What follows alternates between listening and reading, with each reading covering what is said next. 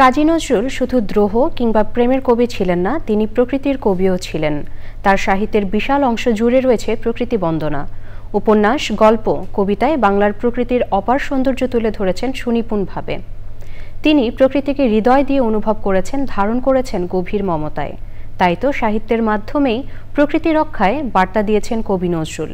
বিদ্রোহী কবির প্রকৃতির আলপনা নিয়ে আফরোজা হাসির রিপোর্ট।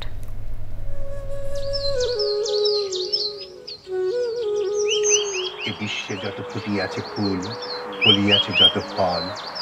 আবহমান কাল ধরেই প্রকৃতির রূপ আর মোহনীয় সৌন্দর্য মানব মনকে উদ্বেলিত করেছে। দ্রোহ বা সাম্যের কবি নজরুল প্রকৃতির প্রেমেও পড়েছিলেন।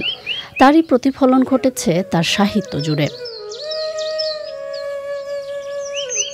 বাতাসে দোল খাওয়া ফুলের মুগ্ধতা, গাছে গাছে পাখির কুহুতান, গ্রামের মেঠোপথ, মায়াবী জোছনা রাত কিংবা সাগরের নীল জলরাশির অপার সৌন্দর্য নজরুলের সাহিত্যকে করেছে সমৃদ্ধ। তারই প্রমাণ মেলে দোলনচাপা, ঝিঙে ফুল, ফণি মনসা, রক্তজবা গ্রন্থের নামকরণে। নার্গিস কখনো প্রিয়তমা, আবার কখনো ফুল হিসেবে এসেছে তার জীবনে। গানের উপমায়, কথায়, ছন্দে নজরুল প্রকৃতিকে তুলে ধরেছেন উদারভাবে।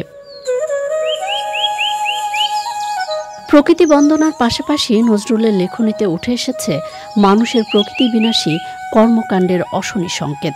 শত বছর আগেই তিনি রোজ কিয়ামত বা প্রলয় দিন প্রবন্ধে লিখেছেন জলবায়ু পরিবর্তনের ভয়াবহতা নিয়ে।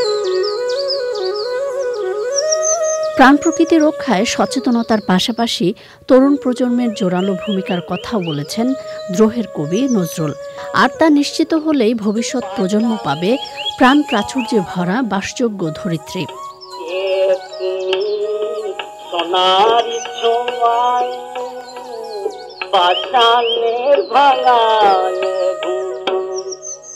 আফরোজা হাসি, প্রকৃতি ও জীবন ডেস্ক, চ্যানেল আই।